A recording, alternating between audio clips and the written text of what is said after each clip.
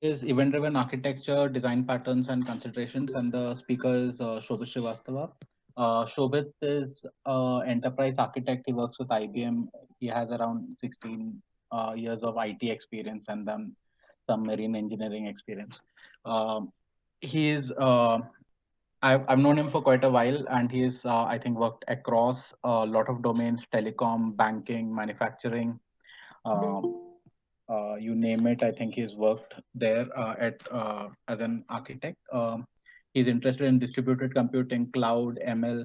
So I'm sure this is going to be an interesting session. So Shobit, if you want to share your screen, and we can get started.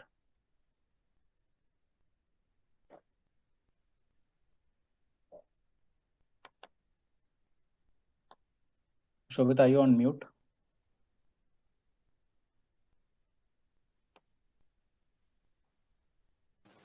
Hey, sorry, Apu.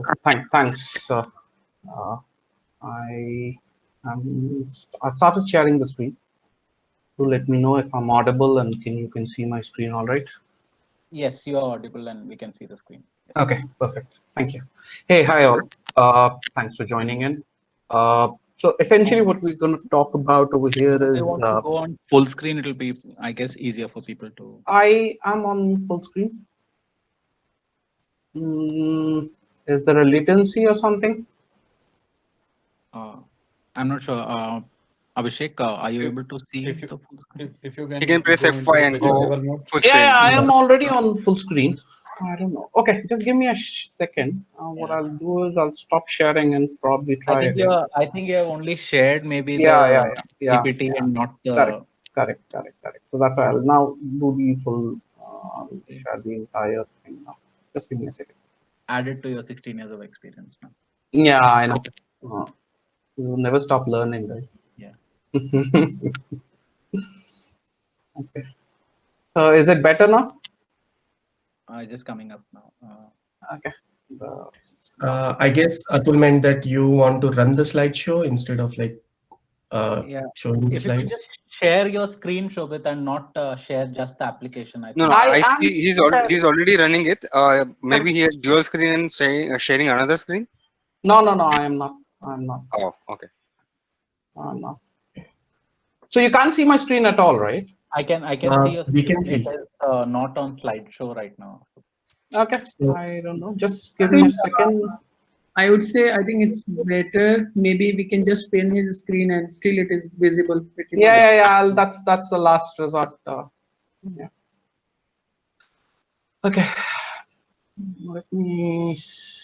No, this is the last attempt. Is it better now? Because this time Much, I. much. yeah, it's better now. Perfect. Yeah. Okay. So All good. right. Okay. Yeah. Let's get started then. Okay. So what we're going to talk about over here is today is event-driven architecture, right? And that coupled with microservices. And I am planning to actually what I've tried to do is split it into a two-part series now, given that there is enough to talk about and more than that probably discuss about, right? Because I am hoping it to be an interactive session. Right. So what I'm gonna do in the first part, which is today, is probably scratch the surface and go into some degree of detail, because the length and breadth of this topic is enough, right? So we'll try and cover a few topics, try and talk about some considerations. I will try and talk about my learnings from a few moderately successful, if I may call them, projects that I have done on in this area, right? And probably we can take them away, and we can have another session in which we could probably go into greater details. Okay. So before that, I just wanted to quickly understand, and I'd probably curate the entire narrative accordingly. Is how many people have actually used event-driven architecture successfully or unsuccessfully in their projects or whatever assignments or whatever we may want to call it. I don't know. It's probably a quick show of digital hands or whatever, but I just want to get a sense of it, and I'm probably going to use it as I go along. I have used it. I Okay. mean, I'm not. I was not the architect or That's fine. something, Yeah. but yeah, I've seen it in my company, and it's basically my experience was that it's not always the right way to go. Correct. We had like so many failures. Hmm. Uh, related, so mostly related to the event queuing Correct. and like for example, we in my current company we are using PubSub uh, Mhm. to queue the events. So we are Mhm. using it as a message queue, but the problem with PubSub is that we cannot look into the queue. We cannot remove something from the queue unless Hmm. it gets pushed or it Hmm. gets processed. So that was something. Probably it was just PubSub related, but still Okay. there was some So what was the messaging technology that you're using? Kafka Google Cloud or PubSub. okay, okay, okay. No worries. Yeah, So yeah, it's probably it's a messaging system. So yeah. fair enough. That's fine. Anyone or a few of us have used microservices or planning to use uh, microservices. Heard of them? That's fine. And that's absolutely fine, right? It's not a silver bullet any which ways, right? So, Shobit, there are a couple of people who are on the chat window saying that they are. Oh, okay, okay. I probably Yeah, can't see the yeah. chat window, so I, you I probably will have I to help will me with pitch that. in Yeah, whenever yeah, there is something on the chat. sure. Okay, fine. So, okay, so that's fine. I there's enough material available on the internet, right? So I'm not gonna pinch stuff from there, and I'm not gonna talk too much about what's available already in the on the internet. I'm gonna use that as an anchor probably, and talk about my experiences and some learnings, right? And again, not to suggest that that's all that's to be known, but that's where, let's use that as a starting point, right? Now, without further ado, right? So it seems to be a topic that not most of us have actually implemented. So let's try and use that. Let's try and use a use case that we have most commonly used, right? And try and anchor our discussion around that. And that's a typical order management fulfillment system, right? So we have all used e-commerce sites. We have walked into stores, we have got stuff delivered at our home, right? And so obviously we are, most of us are transparent to what goes under the hood, right? And that's fine, right? Because what we are actors over here, and we are actors over here, right? The point is, the reason why I brought it up is, and I have worked on applications which realize this entire set of business functions, right? So they are nothing but a set of business capabilities. Uh, when I started my career, I worked on Oracle E-Business Suite, which was a package application, which a small subset of it performed all of it, right? Why am I talking about it? Because it was a monolith. Why it is a problem? It was not a problem. It did whatever it was supposed to do, but there were operational problems, right? The operational problems were, if I had to change something, I had to change something over here, let's say, right? An integration with, and I'm just making it up, but let's say I had to make some changes in the integration with payment gateway. That essentially involved that I had to bring down my application, deploy it, package the release, and then deploy it again, right? So essentially, it was a big mess to manage from an entire source code version control system, right? It was a huge mess for us to do, right? But again, it served its purpose. Not trying to say that. I'm not trying to talk about this entire setup in a past tense, right? Because this is a reality, and this continues to be a reality. So this is one architecture pattern wherein you try and compose everything into one big release package, into a release deployable. You have one logical data store. It could be eventually realized by more physical data stores, but eventually it's one logical data store, and theoretically, or the entire application could have an access to this entire data store, right? So this was one architecture pattern, and this is an architecture pattern that does exist and that works also, right? Not to say that it doesn't work.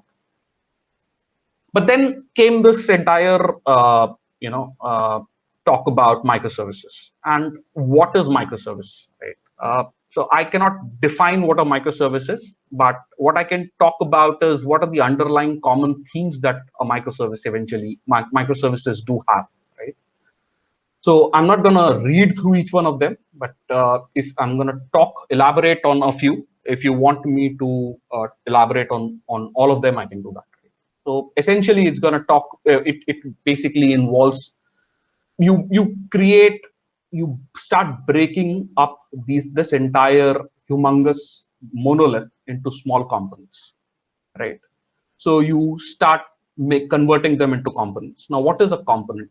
Let's try and understand what a component is. A component, for to go by Martin Fowler's definition, right? In this context, is a component is something which is independently, I think, upgradable and independently releasable or deployable, right? So essentially, what you are trying to say is there is a degree of decoupling between this component and this component. So this can be upgraded independently, and this gets deployed independently from this component, right? So I'm first talking about making them as different components. And then I talk about, and there's another keyword over here, which is componentization via services. So essentially what I'm saying is not have them as dependent libraries within each other, right? But rather expose them as services so that the integration does happen only via contract. And if I have to change something in one microservice, I don't necessarily need to make any change in the other microservice unless it involves a change in the contract, because microservices do need to talk via contracts only, right? I droned about this already, which is break them in by capabilities, by business capabilities, not by technical capabilities, right? So if I've got something which does audit, right, or probably something which does authentication and authorization, right, that is a candidate to become a microservice in itself, right? I don't care what underlying technology I use. I give it a user credential and it returns me a token, right?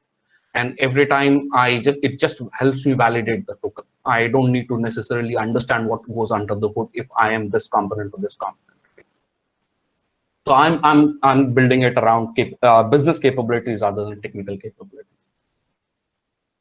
This one is interesting: smart endpoints and dumb pipelines. Now, this is something that probably manifests itself slightly more when we get into the event paradigm. But essentially, it does mean that the interfaces, right? So when I call this, so when this, let's say, this cart management calls my payment gateway, right? The endpoint that this payment gateway or this wrapper that is around the payment gateway, that interface that it exposes has to be intelligent, right? What goes under the bus, or what goes under the hood in the entire event in the messaging system is not my concern, and that's why I said it's more relevant when you look at it from the event-driven paradigm, and I'm going to come to that as we go along. So if somebody just keep this in mind, we'll talk about it when we go there.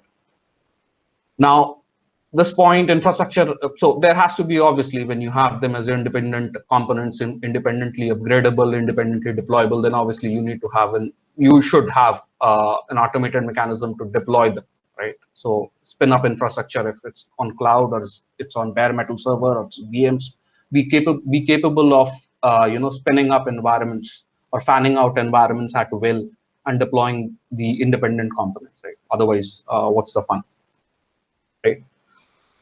Decentralized governance. Now, I think I did talk about it.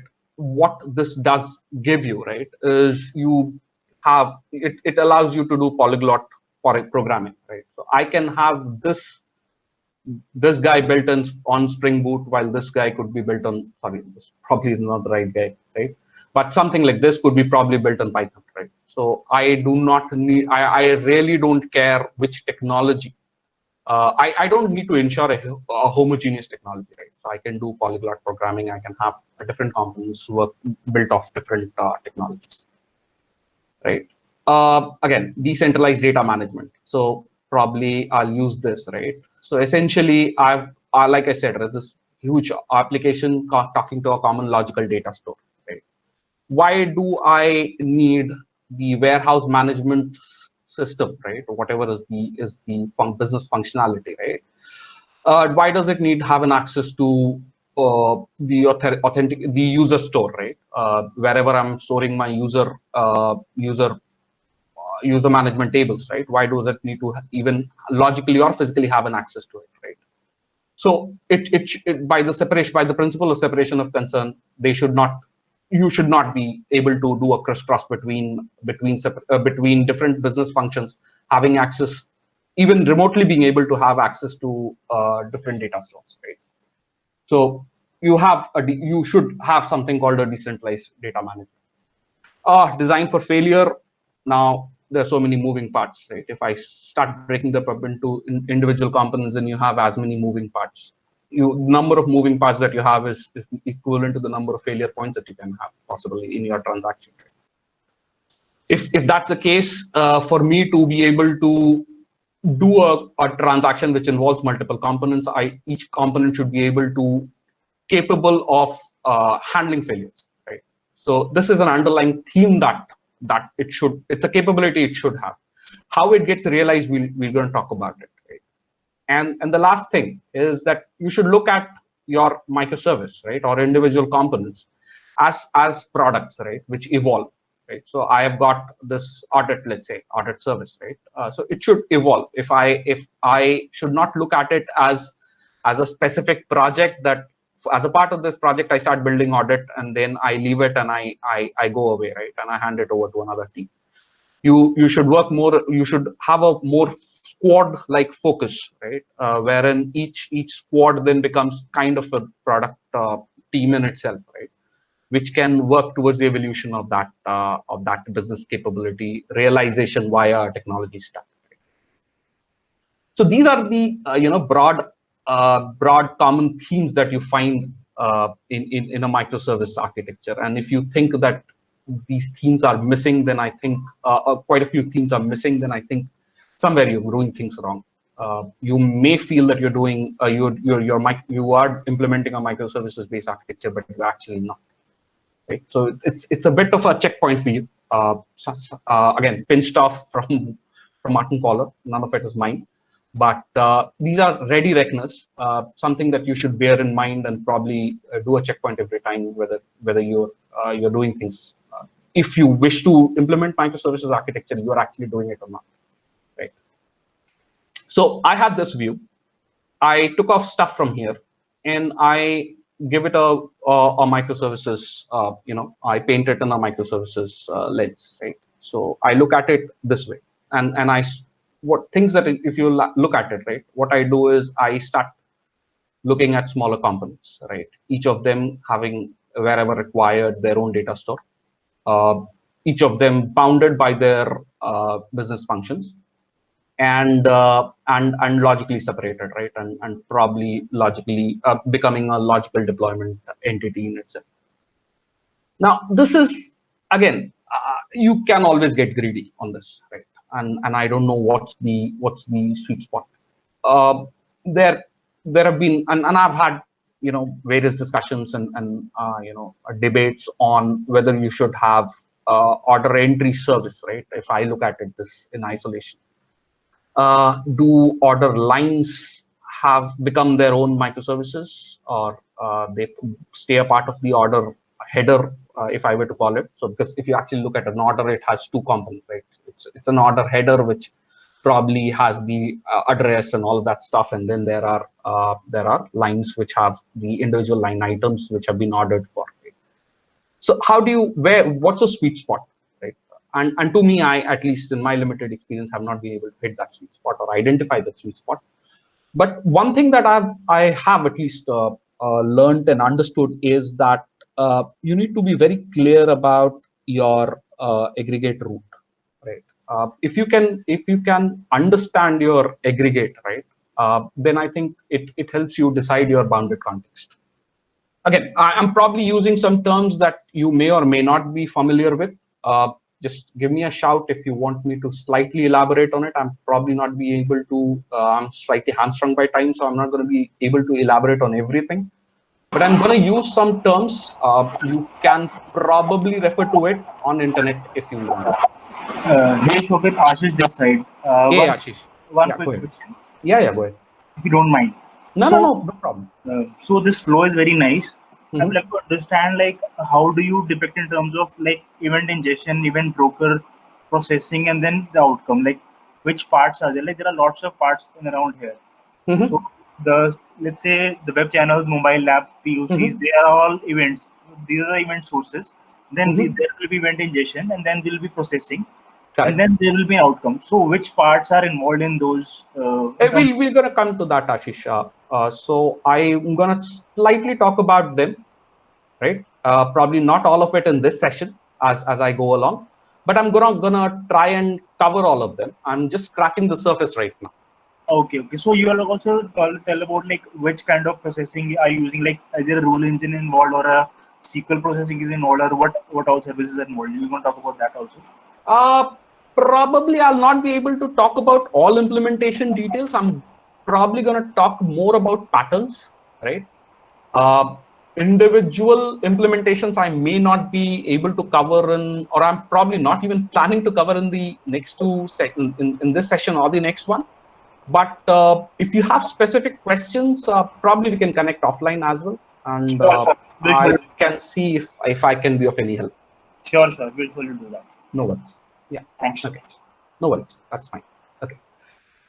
Okay, so Ashish did talk about, I think, an interesting point, right? Which is how do these integrations do get realized, right? And if you actually look at it, I have it's very easy, right, to draw lines and say they talk to each other. So every time an order gets created and booked, right? So order gets created, priced, and booked, it calls it does go and talk to shipping service details. Now, how does it talk, right? So it could be that our shipping details service exposes a REST endpoint, and let's assume that it does, right? And so it's the method is post. It goes and creates a shipping a shipping order line, right, or a shipping order header and line, right? The order entry service does. So now we're talking about how to connect them, right? And is it a right? Yes, it is a right. Is it how much of latency is allowed? Can I make it asynchronous, right? Because what do asynchronous transactions help me with is that the transactions then get persist, right? So even if, let's say, the shipping service detail service was down, right? It could be because of a planned or unplanned downtime. The order entry service doesn't necessarily need to worry about this. It just writes into a message backbone. I'm using this term message backbone, right? Just trying to keep it technology agnostic. It writes onto a message backbone, and the shipping detail service actually is polling on that message backbone and can pick up the message whenever it can, right? And it then processes it. So it's a write operation. If I feel like I am allowed a concession of latency, I'll go ahead and do that. Right? If it's a read operation, I'd probably still have to rely on the good old SOAP XML or or RESTful calls. Right? So all fetches, I probably end up still doing the old fashioned or the REST fashion. Right? So I'll do that way. So this could be a broad integration pattern, and to talk about how this entire thing could be orchestrated into could be realized by individual technology components is, again, I think, something that probably I'll not be able to cover. But again, we can talk about typical integration patterns and ensure that it can be extended to wherever we want to. Right? Now, moving on. So I did talk about some stuff over here, which was this guy writing on to an event backbone and this guy reading it off, right? And what is it? Right? It sounds familiar. So essentially, this guy is creating an event, right? Or is dropping a message. And I think somebody did talk about the fact that that they were using a message bus, right? So it was a pub, and this guy is a sub, right? So a pub stands for publisher, the sub stands for subscriber, right? So this guy is publishing something, this guy is subscribing to it, and then reacting onto it, right? So essentially, it's an event which has been created, if you look at it. So an order has been created, and it's an event, and it's an interesting business event, right? It's interesting because systems need to react on the basis of that. And that's where the entire concept of event-driven architecture does start manifesting itself. So we start talking about events, somebody emitting events and somebody subscribing to events, so and reacting to it, right? So again, now we talk about what is event-driven architecture. Now the event-driven architecture in itself has various flavors, right? I would not say flavors. I cannot possibly think of a right word for it. But there are various things which make an event-driven architecture, right? So it can have patterns within itself, and you could have an implementation of event-driven architecture which probably uses an amalgamation of 2 or 3 or possibly one of these styles. And so it's important to understand these styles, right? And that's what we're going to do in the next few slides, right? And guys, feel free to ask me questions at any point of time. I might it would help me structure my thoughts as well. So broadly, there are four architectural patterns within event-driven architecture itself. Right? So there's something called event notification. There is event carried state transfer, event sourcing, and CQRS. Right? The names don't matter because we're going to touch upon them as we go along. Right? So let's first talk about event notification. Right? So let's talk about this. So we talked about the scenario. Right? An order has been created, priced, and booked, and that's the first time that an interesting event gets generated, right? An interesting business event. And the reason why I keep repeating interesting is a pricing is probably not something which is interesting to the entire ecosystem. It's interesting only for this system in question, the order entry system. It becomes interesting when other systems are interested in consuming and reacting to it. Right? So what happens is the order entry service, what it does is it goes and writes something to an event backbone, right? And what does it expect? It expects this guy to pick up the shipping details because you have to ship the order eventually, right? And you also want the AR system to pick it up, the account receivable system to pick it up because you eventually want to recognize this revenue, right? And it gets posted on the general ledger and all that stuff. But that's the interface, right? So these guys have to wake up to something that this guy has done, right? And how do they wake up is by listening on to something that this guy writes. Now, what's that something, right? So that's this typical, and again, I'm pinching off some implementations that I've done, right? And they are lying in production. So this is a typical event, right? Which gets generated in case of event notification pattern, in an event notification pattern. Now, if you actually look at these details, right? So this is your event envelope, right? So this is the event schema that you generate, that you create, right? And I'll leave it. And I don't think there's a right or a wrong to it. The golden rule, according to me, is that the event schema has to be consistent, right? It should be consistent. It would be evolutionary in nature, but it should be consistent across entities. It helps. At least it helped us, right? So anyways, coming back to the point, right? So this is a typical construct of an event, right? And if you actually notice, and the reason why I'm blowing it up is, if you actually notice, right? There's an event type which says order has been created. There's an event class which says, now I'm not trying to suggest that this is the prescriptive way of doing it, right? So don't get me wrong, but this is how we did it. Right, so I've got an event class which tells that this event is for it's an order related event, and the event type is an order created event, right? So an order has been created, right? This is what I'm telling the world.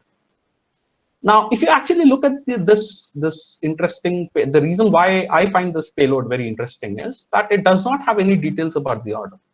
What it has is, it just gives you that this is the order identifier text.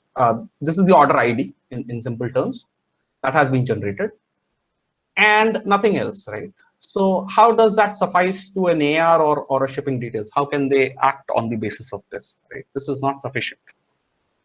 But what it does is that it tells these guys that something has happened. And what has happened? An order has been created, right? So what do? Now they have to go and fetch data from the order entry service, right? So this guy would be interested in a different set of details. This guy would be interested in a different set of details. But essentially, they're going to have to come back to the order entry service. How do they do? There are again implementation patterns, right? So what we used to do, and I think it's pretty sweet on this, is you provide HETIOS links, right? So again, it's Spring, you provide HETIOS links. You can essentially what we are talking about is providing self links to the entity itself. Where's my mouse? Yeah. So you're providing self links to the entity itself, right? So essentially, what you're saying is, if you hit on this, if you click on this link, it gives you a response, right? So it's a HETIOS link, so it's Hypermedia's engine of app state. So again, names don't matter, but essentially it's a self link to the entity, right? So you can fetch the details. So this guy gets a JSON response to its request, and then it passes the request, and then it does whatever it wants to do. It's sweet because the payload is small, the traffic is less, because essentially this is all that you publish, right? It's a very canonical model because essentially everybody can use it, right? You don't have to curate the content as per the subscriber, which you essentially anyways should not. But it's sweet, right? But there are problems also, right? So it's fundamental problem is that it expects the order entry service always to be available, right? So this guy consumes the message as the first part of its processing itself, right? It's either via this or using this, right? It has to fetch the order details, right? Whatever information it requires. It may or may not be a valid scenario, right? Because this may, again, the order entry service may be down because of its planned or unplanned maintenance, right? And if it is, then essentially what you have to do is you have to either go to an exception route, or you have to ensure that you don't commit the offset depending upon what technology you're using, right? But essentially, you cannot process that transaction, and that's a failure point. Right? So is it a good pattern? I don't know, but it has its pitfalls, right? So something that we need to bear. So that's one problem with it. The other problem with it is, if in its vanilla format that we have, right, is that it doesn't give me a flavor of what has happened. So it's fine. Order created is fine, right? Let's talk about scenario in which I say order modified. Now I don't know if when I say the order modified, right, it doesn't tell me if the customer has just gone ahead and changed the shipping location. So if this account receivable system actually, which is interested only in the amount that it needs to realize, right, it recognize, it doesn't know whether whether it is to do anything with this event or not, right? So what it does is as a part of its processing, it will still go and fetch the order entity from the order entry service, and it would essentially do a diff, and it would realize that nothing has changed, right? So it's a wasteful transaction. So there's no flavor of what has changed, right? So the other enhancement that somebody can look at doing is start adding context, right? Context in the event itself, right? So that you understand the flavor of the event. Now, the more complexities that you start adding, right, what you essentially then start doing is you start curating messages as per subscribers, right? So the subscribers then then your model, then your message, then your event schema is no longer pure, because a pure event schema should not be bothered about the consumer, right? But essentially, you would end up doing that. So it works fine for some scenarios. It may not serve, despite a lot of its upsides. It does not serve the entire, it doesn't serve everybody in the ecosystem. So obviously, there has to be an enhancement to that, right? And what could be a better enhancement than ensuring that the event in itself is self-sufficient, right? And the term that the typical name that is given to it is event state. If event carried state transfer, so essentially what you're doing is the event in itself is carrying the entire information about the state, right?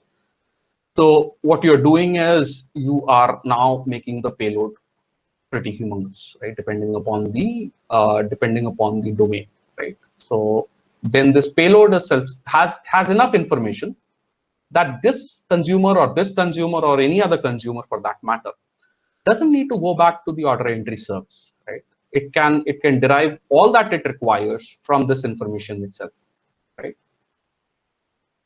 Is it a good thing? Yes, it is, because you stop network hops over here and here. Is it a bad thing? There are downsides.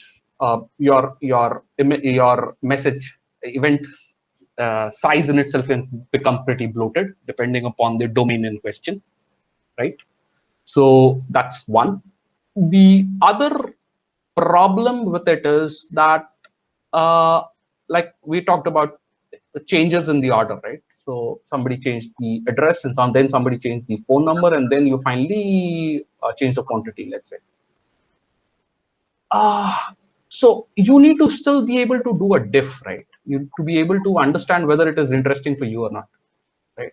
And to do that, you then need to persist the events and then be able to know whether, vis-a-vis the previous event, has anything changed for me, right? So the internal computings of this of the consumer, right? The internal processing start getting increased, right? But again, the upside is that you are self-sufficient. You don't need to depend on any other system. So this is a consideration that you need to keep in account, right? I have dealt with, the current project that I'm working on, right? The event size in a JSON, and I'm talking about a JSON file, right? It at times reaches 15 MB, and that's humongous, right? A 15 MB of a message is humongous, of a JSON file. And to transmit it over Kafka, which by default allows for a payload of only 1 MB, is a nightmare, right? So once you go down this path, then you need to be aware of the fact that your message size, if it is a problem, then you are in big mess. So you need to be mindful of that, I would say. How are we doing on time? I'm not sure. Okay, so we've got 20 minutes left. Okay. Shobit, one question. Yeah, no problem. Go ahead. Sorry. Yeah. So basically, we talked about passing a whole payload in a you can say event JSON.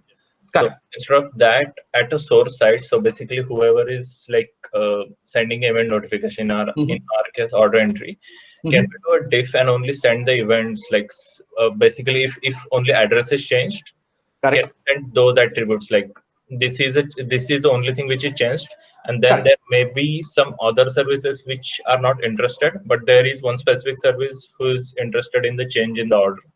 So is there something like that possible? Yeah, absolutely. So again, that's what you rightly said, right? It's something that you could. It's a mixture of this and this, right?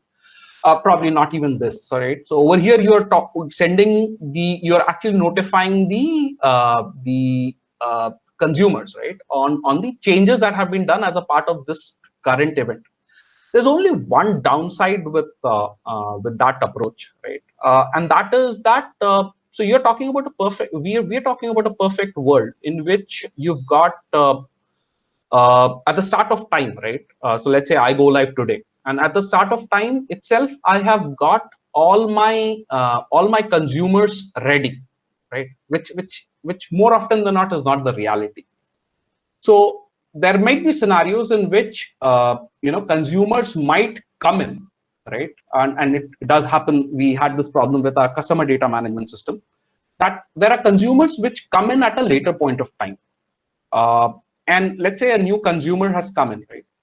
The problem with only publishing a diff or the delta, if I were to call it, right, is that it becomes very difficult for a new consumer to latch onto this bus. Do you get my problem? Do you get the problem to the one that I'm trying to point to? Yes. So basically, in a nutshell, we like it may happen like during the initial phases, we might not know all the consumers. Correct. And if there is a new consumer who is interested in a particular delta, we might need changes in our original, you can say, entry service or a service which were written initially, and that would kind of adding the overhead in a way. Correct. And that breaks the overall consumption pattern, right? Because the existing consumers, think that they are always going to get delta only, right? The new consumer which comes in has to be accommodated somehow, right? So that's one big problem with this entire paradigm. Otherwise, it works like a charm in a way, right? The other consideration that you have to bear in mind when trying to do that is it then makes you walk on the path of strict ordering, right? Now, what I mean by that is, let's say, and let's use it, let's try and use examples, right? So let's say I've got a producer application, an emitter application, which is a Spring Boot application, let's say, and I've got a sync application, which is again a Spring Boot application, okay? And they're both, reading of Kafka, okay? Now, and again, so let's say this becomes my universe. So one producer, one consumer, right? So no new consumers coming. But the problem with a diff-only approach is that, again, when you're with Kafka, right? So, or for that matter, any messaging system, right? So you can have three semantics: exactly once, exactly at least once, and exactly once, at least once, or at most once, right? So if I have a problem in my ordering of consumption, right? So let's say offset one. Are you aware? Are you aware of Kafka? And it's otherwise I'll probably use it in my in simpler terms. No. Okay. No problem. That's fine. That's fine. So let me try and talk in a different language. So let's say I've got an so on at 8 o'clock I produce so I'm the producer, right? At 8 p.m. IST I produced a message which was a diff from the previous one, right? And at 8:03 I published another message which was a diff from the second one, right? So it was a diff of the second one, right? Now when I'm consuming, right? Because Kafka is again a clustered setup, right? So I'm a Spring Boot application probably reading of different partitions, right? So it may happen that I might end up consuming, unless I have implemented it correctly, right? I might end up consuming the third event and then consuming the second event, right? You're getting the drift, right? Yes. Right. So that we might end up getting a value which is the older one and our overwriting it with a value which is newer, right? Okay. Got it. Yeah. So again, I'm not saying this problem manifests itself only in this scenario, but again, so various considerations have to go in, right? Again, there's no silver bullet. There's no silver bullet on this, at least to my knowledge, right? But what you're saying absolutely makes sense. But you have to consider how do you handle scenarios in which new consumers come in at a later point of time, and how do you ensure strict ordering of consumption, right? If you can solve these two problems, then I think going with a diff-only approach absolutely makes sense. And obviously, having enough context on the in the message itself, in the event itself, telling the nature of the diff, right? Saying address changed or whatever, right? So if then that's a perfect word, right? Got it. Yeah. Okay, thanks. So moving on to the third pattern, which is slightly, again, more in talks, right? Is event sourcing. It's pretty commonly implemented, right? In right or wrong implementation patterns is a question, but yes. So there is this pattern, right? Now let's try and go back to our example, wherein let's say I order entry service did write to Kafka, and I'm just using Kafka as my event backbone because I use that example. And then the shipping service, this shipping detail service picked it up, did something, and what it did, it created a shipment, right? So it emits an event, right? It emits an event and it expects the order entry service to pick up this message or the event.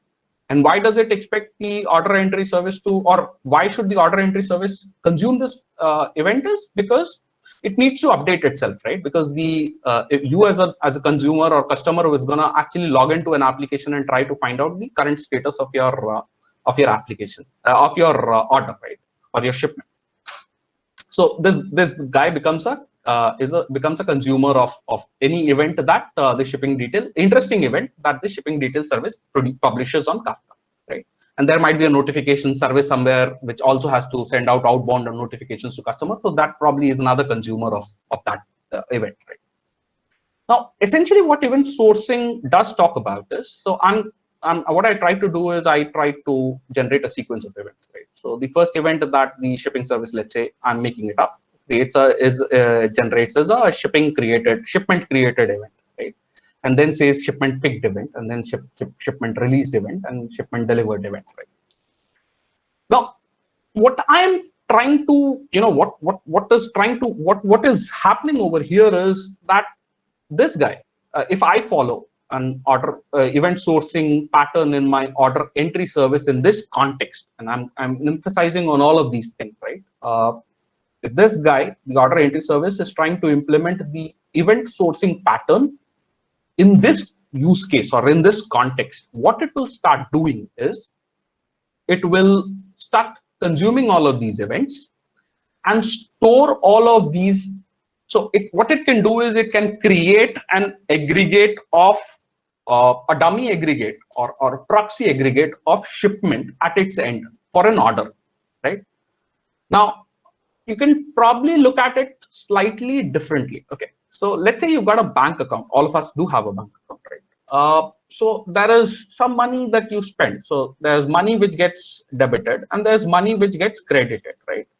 And all of them are individual events if you want to look at it that way, right? So there are events which are changing the state of your bank account balance, right?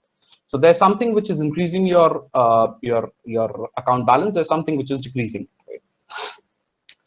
Now, eventually, if I want to, so let's say again, I started with 0. Somebody, so on 1st of October, I just went about and I opened a new account, and then I deposited some money and I withdrew some money and I deposited and I withdrew. Each one of them, you could actually look each of these events as a credit or a debit, right?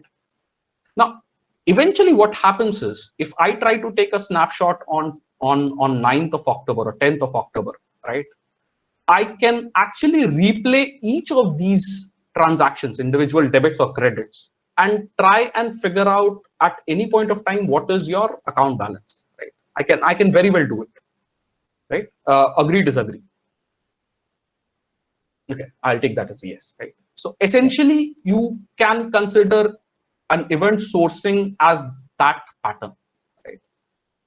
So this could be a credit event, this could be a debit event, or so on and so forth, right? And at any point of time, you can take a snapshot and you can figure out what's your current state, right? So this, so with you, so with you, it means that whenever any transaction management related stuff is going to come where you wanted to manage the transaction at that particular moment, you are going to use the event sourcing?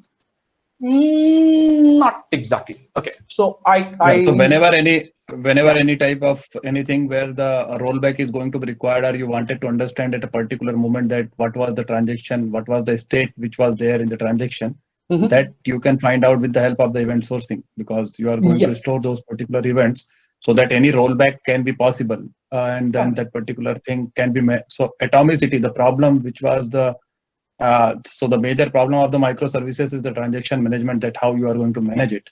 So that particular problem is going to be catered using the event sourcing. Am I correct?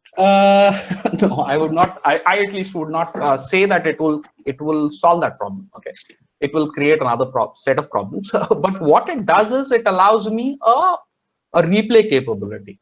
Okay, so I can actually bring back my application data to a particular, because my application is eventually stateless, right? So I can actually bring back my application to a particular state if I wish to, if I use event sourcing, right? I would rather put it that way. So let me put it this way. Okay. So one question then. Yeah, go ahead. So suppose you are having that you want to perform that particular thing which need the atomicity stuff and which need the transaction management. Okay. So normally in the normal services when we were doing, we were using that particular transaction management facilities which we can do. But now it is a REST and it is a microservices where you are having the individual services responsible for individual working at that particular moment. You are having the trouble in the transaction management related stuff. At that particular moment, and if you are using the event-driven architecture, okay, and if you are using the event-driven architecture, you wanted to manage the transaction, then which design pattern you are using in general into the event-driven architecture?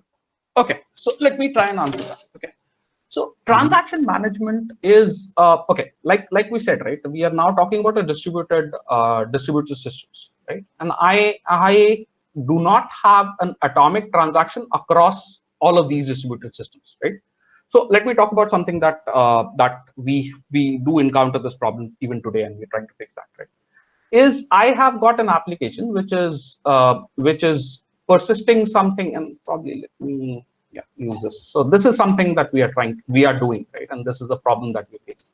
And I'm going to try and use this as an just as a mechanism to try and answer your question.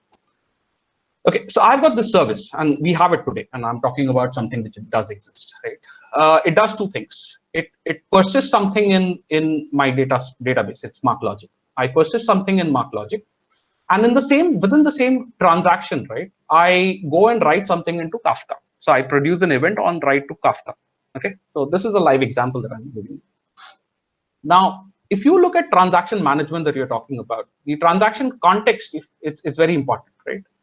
So let's say I was able to write to mark logic. When I tried to write to Kafka, I failed. I had a problem with connection, right? It could happen because of topic authorization issue. It could happen because Kafka was not available. It could happen because of 10,000 things, right? Now what I'm trying to do is I have to roll back the transaction from mark logic, right, or my database. So it doesn't matter, right? Now, if I were to implement transaction rollback, I cannot do it just because of just using event-driven architecture, right? Because that's not possible. The event is too high level a term over here, right? So the compensation that I might have to build is nothing to do with event-driven architecture. The compensation that I would have to build in a distributed environment has to be localized within the context of this microservice or component in question only. And my event-driven architecture, to my limited knowledge, is not going to really help me do that, right? What it can do is, however, if my transactions are idempotent, right, and I would just go back to the previous slide, right? And let's say I want to bring back, so I'm just using this as an example, right? So the shipping detail service produced events till here, right, which is shipment delivered. And let's say I want to bring back my entire ecosystem to shipping released event, right? Now, if I replay this event, right, onto Kafka, and if this guy, the consumer, the order entry system, can read this event, and it has a mechanism to roll it back, and that mechanism will have to be built in that application. There's no framework which is going to give you off the shelf, right? So you will have to build a compensation transaction, if I were to call it, right, within this microservice or this consumer itself. The framework is not going to give you off the shelf that capability any which ways. Sorry, did that answer your question? I did not get your name. Yeah, this is Vishwadev. So yeah, I think so. But yeah, I think the transaction. So the major thing, like whenever you are, so you worked in the event-driven architecture as you are presenting. So I wanted to just know that whenever these type of scenarios come where you have to manage that transaction-related stuff, how you are managing, because that compensation is going to be required in the transaction management. You cannot run away from that. And there are multiple things, multiple places where the compensation is going to require. Like you have taken the example of the account, like from where one account is going to, you are going to credit and you are going to debit, and then transferring the amount from one account to another account. A typical example which we take normally in the relational database. At that particular moment, if this type of transaction we are doing in the event-driven architecture, okay, and event-driven programming when we are doing over there, then how you are managing it? How you have done it in your of the application? Exactly. So that's what I was telling you over here, right? So it's a collection of try catch blocks that I write, right? So I try writing it to Kafka. If I fail, then in the catch block I actually initiate a compensation transaction over here, because Kafka cannot participate in this entire rollback, if I were to call it, right? So what I have to do is then I have to give, in the context, I will have to write a compensation transaction, right, wherein I start deleting stuff from the event store. Yeah. Right. So it has to be then. So it's like I said, it's the old world programming style of putting things in try catch blocks. And it's again depends upon if you can rethrow if you can rethrow the exception to the client, then and the client can then on the basis of the exception and the exception context, right, can actually initiate a compensation. Fantastic. Otherwise, and not fantastic. That's the way. That's the only way that you have to do it, right? So and that's one of the, actually I was going to talk about it. That's one of the problems of any distributed transaction system, and it this entire EDA microservice world is no different, because there is no out of the box, at least to the best of my knowledge, there's no out of box capability which allows you to manage atomic transactions across distributed systems. So each one of them have to be handled at the component in question and in the scenario in question. Yeah, the advantage which has been given over the monolithic, there are some disadvantages as well, which is going to be a trouble making it. It is very difficult in the banking sector. As you have given the order, you have given the example of this particular typical shopping cart related type of stuff, where it can be implemented in the normalized manner, means measurably it can be supported. Because you are having the whenever you are having the workflow related stuff where the workflows are present over there, and you can take those particular events that frequently, then definitely it is going to make a much sense. But yeah, whenever that type of the typical banking transaction management related stuff comes, then it becomes difficult. So some of the portion can be used in the event driven, like whenever you are eventing, whenever you are sending the notification, whenever you are sending the emails, or whenever you are trying to create the documents or something like that, which can be done using the event, which we did basically in one of my project. But whenever it comes to these type of things, again, you have to take the different strategy to complete this particular activity. So again, a couple of things, right? Obviously, so there's number one. At least I am a firm believer that there's no silver bullet, right? And there's no one size which fits all. So the reason why I'm talking about event-driven architecture is not because I'm a big fan. Okay, so the reason why I'm talking about it is I did not actually implement it in an order management scenario. I actually did it for a transfer agency business, right? So it was for a capital wealth management organization. We are doing it for a wealth management company, right? So it's again financial services, right? And we are actually taking trades and processing trades and then taking it through the entire life cycle, and we are managing funds, right, and investors, right? So it's a full gamut. It's not the retail world. But again, sorry, cut to the chase is that you have to actually be very cognizant of your use case, and like I said, be very aware of the upsides and downsides of any architectural pattern, right? And that's why I said I'm not going to talk much about what this pattern does. I'm going to talk about what are the problems that typically I have seen with these patterns, right? Because that's the stuff that you don't find in most of the articles that you find in Google, right? That was the endeavor actually. And it's a valid point that you've raised. I had parked it for a later point of time. Good that you brought it up, but I do not wish to. I think we cannot you talk less about this. Managing transactions in a distributed system, microservice, event-driven or otherwise, is a nightmare. Let's accept it and see if the upsides of the microservices world are enough to outweigh the problems that come with in terms of transaction management. Why transaction management? Distributed tracing in itself is a problem. Debugging an application is a problem, right? All of these are problems.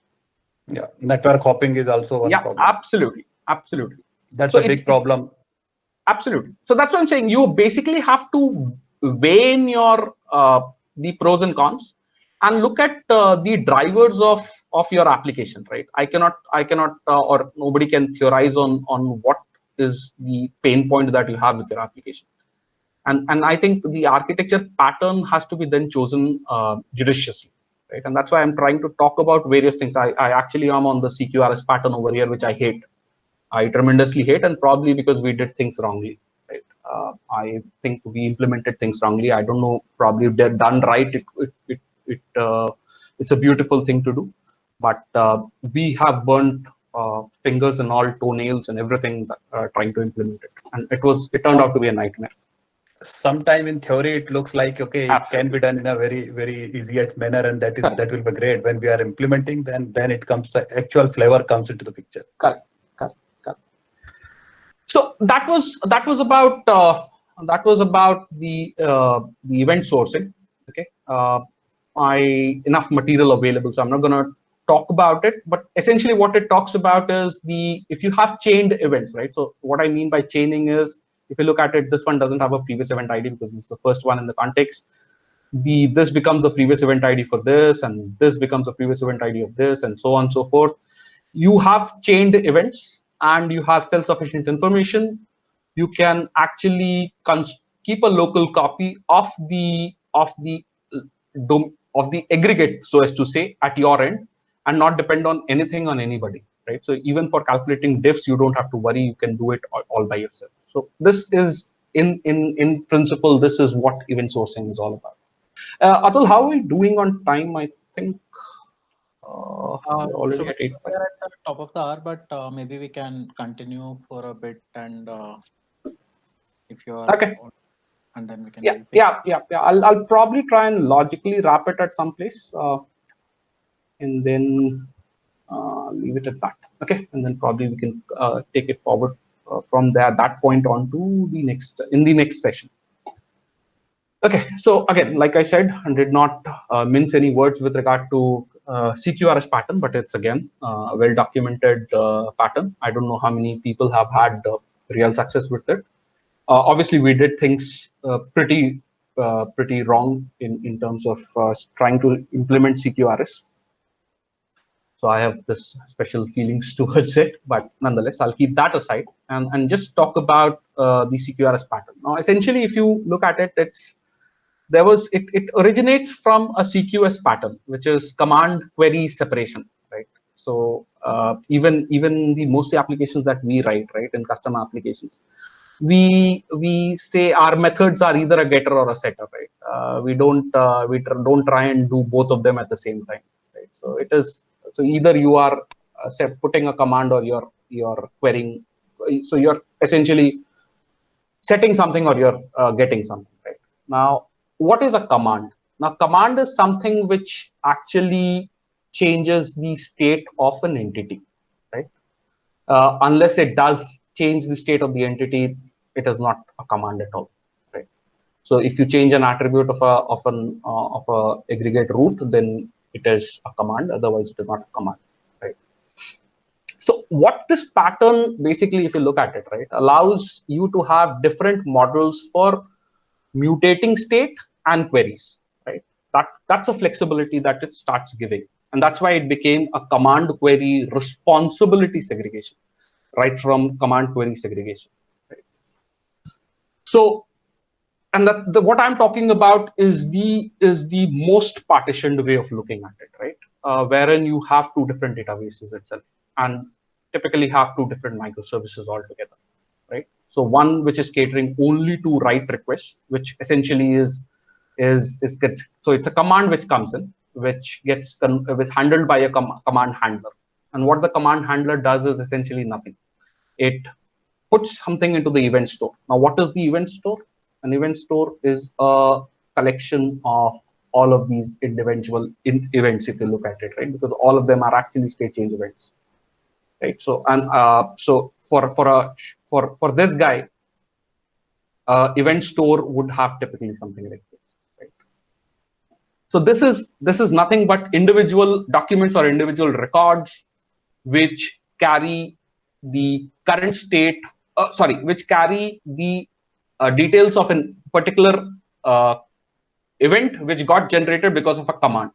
So if you actually look at it, command is always instructional in nature. It tells you create order. Let's say, for example, event is always in hindsight. So it says order created, right? So an after effect of a command is an event, right? So a command typically in terms of semantics, an event would always be in past tense. A command is instructional in nature, right? So what this command does is it results into, so there's a handler. What that handler does is it persists an event into event store, and it writes onto a event backward. Now, does this need to be asynchronous in nature? Not necessarily. It can be synchronous. The only thing with it is if it is synchronous and you don't use a messaging system, and you are dealing with two different microservices because you brought in this dependency, you brought in this, the separation of concern, then there is a chance that this guy might not be available, and this transaction doesn't go through, and you start having inconsistencies in your database. So what essentially you put is you put in an asynchronous transaction over here. You start writing these events onto event backbone or the messaging system that you have, and this microservice, which is entirely tasked with serving read requests, what it does is it would typically have an event handler. It would be a sink. What it would do is, so it would have its own model, right? So theoretically, what you're essentially ending up having is you can have typically two different models, right? One is a read model, the other is a write model. So I might be persisting stuff over here which I do not want to be returned to the customer, right? So that's a flexibility that it gives.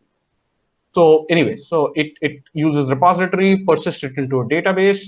Read request comes in, you fetch from the read database, and you furnish the response as a part of that of that synchronous transaction, right? It looks nice, right? Why there is a problem? Quite a few problems, right? A lot of them. I can speak at length about these problems and probably more. The biggest problem that at least we had with this pattern was that it is asynchronous in nature, right? So essentially what you're saying is this guy ordered for something over here using a web channel or a mobile app, right? Now, I don't even get to know what was ordered because there is no response, right? Because the response has to be served by the read request, right? So, and there is an asynchronous leg over here. So I cannot guarantee a response for every write rather, right? So that's one big problem that I had. It's like saying that you have submitted your request. Please wait to hear from me, right? That's a kind of a customer experience or user experience that comes into a picture if you follow this pattern. That's number one. If you keep it asynchronous, right? The other one, every time I have to build for an entity, right? I have to build for two microservices, right? One for read, one for write. It is only adding up to my work. It is not, it's not reducing my work by any means. There are too many microservices which now start as a so people take a fancy to it, right? People start jumping up and down at this fantastic word that they hear, CQRS, and everybody tries to start implementing it, or at least telling others to start implementing it, right? It is not a solution to all problems. It does not work everywhere. It may not work for every banking transaction that I do, right? It works for transactions wherein I am okay there is a latency allowed, right? I'm okay if I were to do it for let's say I might be just posting, let's say, points, loyalty. I might be posting transaction to a system which generates loyalty points. I'm fine with it, right? But I cannot do it for online transactions, right? But we ended up trying to do that and we failed miserably. And what it also does is it starts fanning out microservices. And the moment okay, so just one detail, okay, one information, one trivia. Right now in our production, we have got close to 195 microservices, right? You can imagine the pain that it is, and some of them are functional microservices, a few of them are technical services, right? The overall observability of the platform is a big nightmare. Trying to trace transactions across all of these microservices is a untangled web, right? Is a complete mess. So again, enough material you would find on net which suggests that people should go for CQRS. A word of caution: tread very carefully on this, right? See if you absolutely need it. Otherwise, there are better ways of doing it, right? And see if you can probably try and combine it within one microservice, right? So again, it's just some takeaways that I can give you with having burnt a lot of hard digits trying to implement something which caught somebody else's fancy. Okay.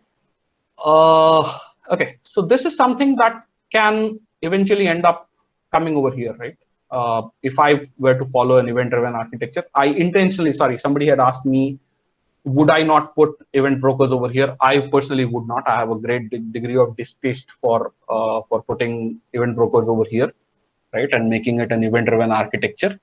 But again, my prejudices aside, right? So this can be a typical implementation of an order management system. Again, it's very illustrative in terms of the steps that it follows.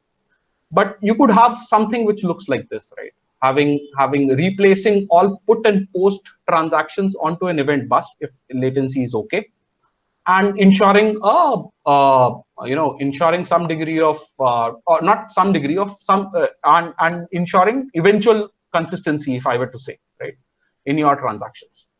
So this is one architectural pattern that you can look at. Not suggesting that you do not implement event-driven architectures not over here or somewhere else, but if I were to look at these are the bare minimum breakpoints that I feel where you can look at doing it. Right? Now, okay, so this I think you're gonna. So Atul, you guys do share the slide pack, right? I'm not gonna drone through. Yeah, the slide and the video both. Yeah. So I'll probably leave it. There's some reading material over here. I'll leave it at that, right? And I'm probably gonna just touch upon this, right? And which is the architectural concerns and complexities. And I'm gonna talk about some prescriptive mechanism probably in the next session. But Vishwajit, to answer your question, this is the problem, right? So I actually had put it, right? And not just that, right? There are other problems also. How to handle exceptions, how to replay records, right? You have to take into consideration how to ensure that when the records are replayed, you do a dedupe check of ensuring that you don't reprocess an event which you have already consumed and processed, right? Or your transactions are idempotent and it doesn't really matter even if you process it 10,000 times, right? So you have to take these things into account, and again, not something that you're going to find in websites or stuff. It's again some stuff that I experience and I put it over here. We can elaborate upon it. You can take it offline. We can talk about it in greater detail in the next session if required. If any of these points warrant that. But that's where I would like to stop for the day and take any questions, last moment questions if I have, if there are. Otherwise, Atul, I'll hand it over to you. Yeah, we can take a few questions if somebody Sure. has. Guys, you can unmute yourself and ask away.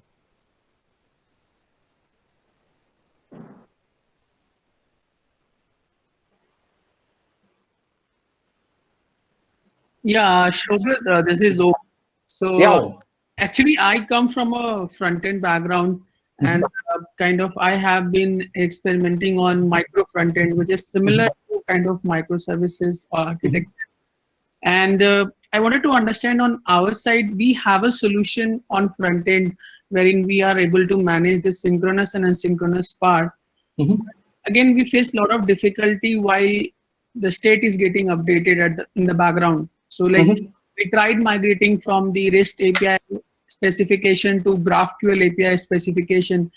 We face a lot of challenges while state is getting updated at the back end, and then how we kind of align it to the front end part.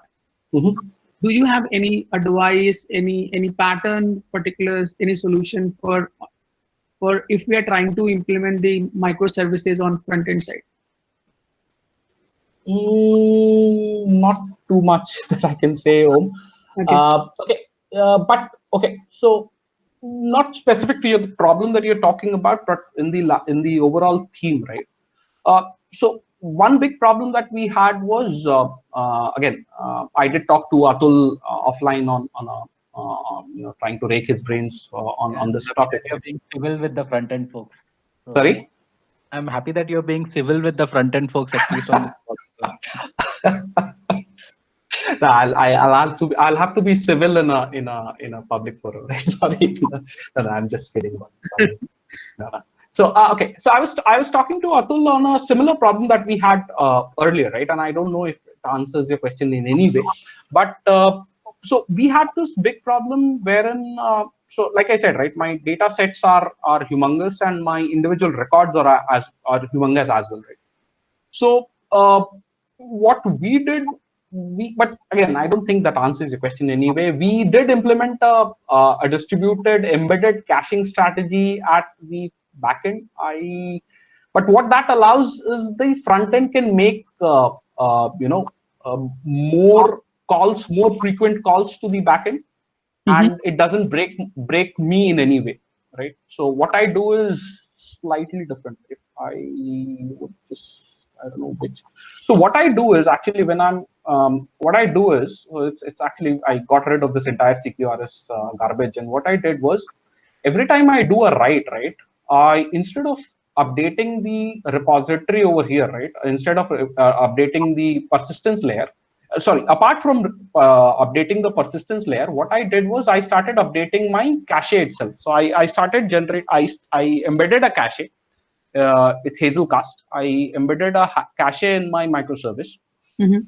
And I started updating both of them, right? So I updated the cache as well as I updated the repository. Okay, now why I chose Hazelcast is because I am on cloud, right? So we are on private cloud. So because my microservice can scale, right? So the Hazelcast cache, what it does is it gives me a capability to actually on Kubernetes, it allows me to fan out the instances of embedded instances of Hazelcast as well, and yet replicate them internally, right? So now my front end, sorry, hello.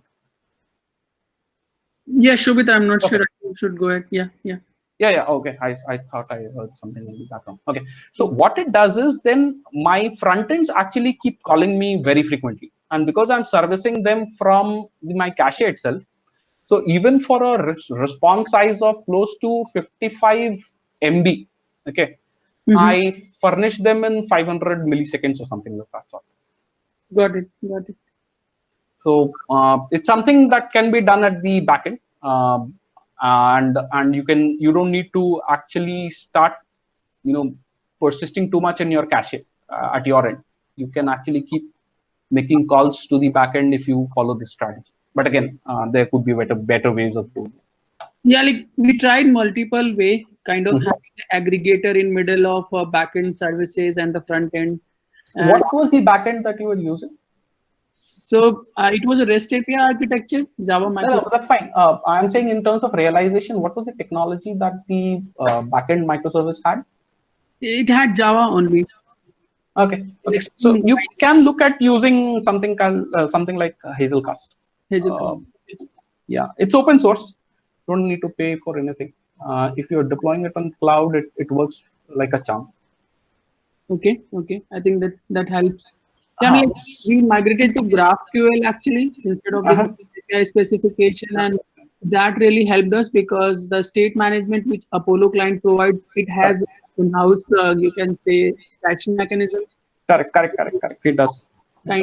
So that kind of helped us a little bit, but still not up to the extent we were expecting. So okay. Yeah, but I think this I'll try out definitely the Hazel. Sure.